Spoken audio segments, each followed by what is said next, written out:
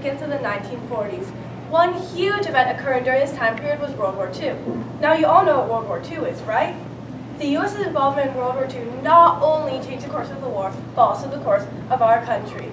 Previously, women and certain minorities were not offered the same opportunities as others, and America's participation in World War II really changed that. Groups like the Women's Auxiliary Army Corps and, yes, Jeremiah? What even are the women's? The Women's Auxiliary Army Corps were a government-initiated group of women who served in non-combat roles of the Army during World War II. Yeah, so, women are in the Army now. Why would the Women's Automatically Army Corps be important? That, Jeremiah, is an excellent question. Now, class, why would this group be important? Perhaps it's because they were the first organization of women to be allowed to serve in the U.S. Army. Wait, really? Yes, prior to that, women only ever had unofficial roles in the Army force. Throughout the years, women have always been the in wars. From the American Revolution to the present, women have taken on roles from spies to soldiers, even disguising themselves as men in order to fight for their country. In every war the U.S. was involved in, women were there. Yes, I am a woman disguised as man, but this wouldn't be the situation if women were legally allowed to fight in wars. Instead, women are expected to stay at home and simply support the war effort. What a waste. Maybe someday they'll be commended for our work, perhaps in the planned 21st century. Well, that makes the two of us. No one ever gave us any credit. After all, I'm just an innocent little lady. Or so they thought. In the Civil War era, much of the prejudice against women was still visible, and would be for years to come. And that's why we were the perfect spies. Women were the epitome of underestimated. Mary Elizabeth Bowser, Ella Boyd, why even Harriet Tubman are a few of the names you might have heard in your history books. Oh, someone's coming. Shh.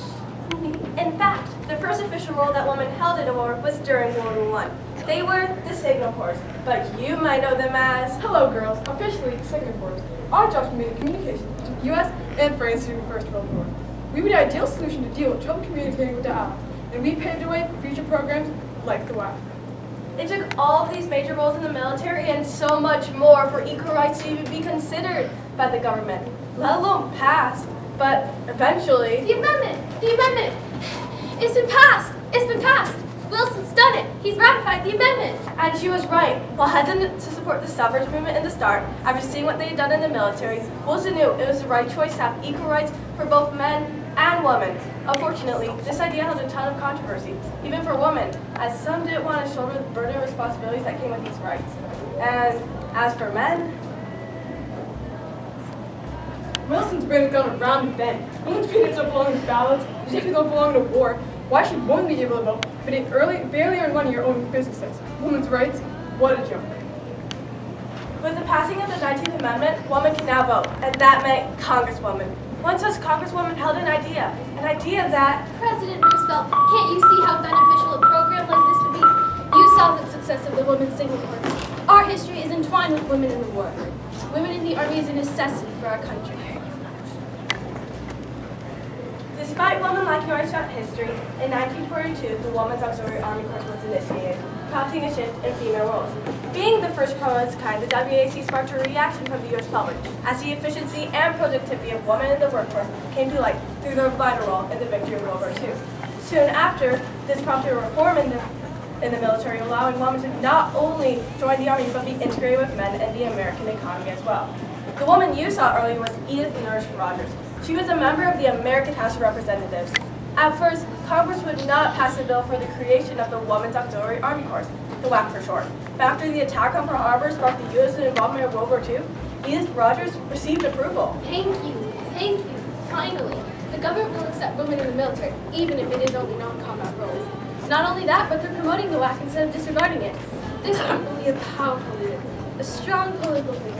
Someone like... I'm Yukon Director Ovana Kalpari, and our job is to fill all non-com positions that are meant to fight. Don't get me wrong, we're fighting to win this war and prove ourselves. Both Edith and Director Hobby were right. Many women were eager to be involved in the war effort. As WAAC member Beatrice Hoodstrop once said,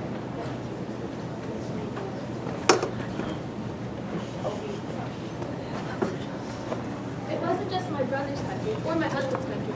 It was my country as well. So this wasn't just their war, it was my war, and I needed to serve in it. however, not all people were pleased with what the WAAC were doing for America. I can't believe the number of complaints we get in the WAC. These women have just recently taken up more jobs in the military, which means men have been moved up to the front line. You'd expect them to show appreciation, but they constantly complain and argue about a woman should be allowed to work and join the army. Fortunately, not all men had a negative reaction to this. As Army Chief of Staff General Marshall once proclaimed, The core is the most important part of the army. And I personally am intensely interested in seeing a rapid development in both strength and in training.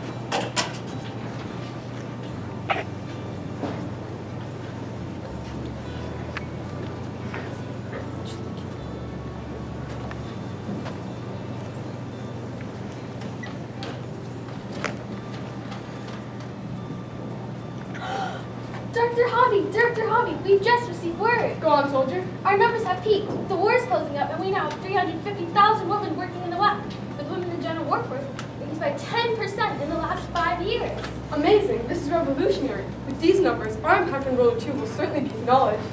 the WAAC went through many hardships, including inappropriate harassment from both soldiers and society, but still managed to persevere through it. Women like Oveta Hobby were trailblazers of their generation. It's about time they gave her some credit for her hard work.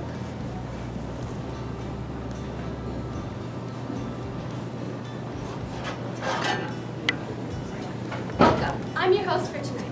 We all know the past few years of war. We've been occupied with our involvement in World War II. Men fought, and for the first time ever, women took up jobs in the military that allowed for the U.S. to have more workforce all around. Why, the 688 Battalion managed to send 17 million pieces of mail in a matter of a few months alone. Women have boosted morale and boosted our chances of winning the war. We've given the Purple Heart, Soldier's Medal, and Bronze Star to over 650 deserving veterans. That brings me to the reason we are here tonight, the Distinguished Service Medal for 1945. This award is well deserved by triumphant leader of the Women's Auxiliary Army Corps, Oveta Hobby, who is now officially the first woman to earn this award. Thank you, thank you. I would like to thank all of the loyal American women who served in World War II under Iraq. Together, we changed history, and we will surely continue to do so. And that they did, as they continued to assist in later wars, even changing their name to the Women's Army Corps in 1943. In fact, the WAAC was only removed once the government decided to integrate both men and women in the Army in 1978. Finally, all of their hard work paid off.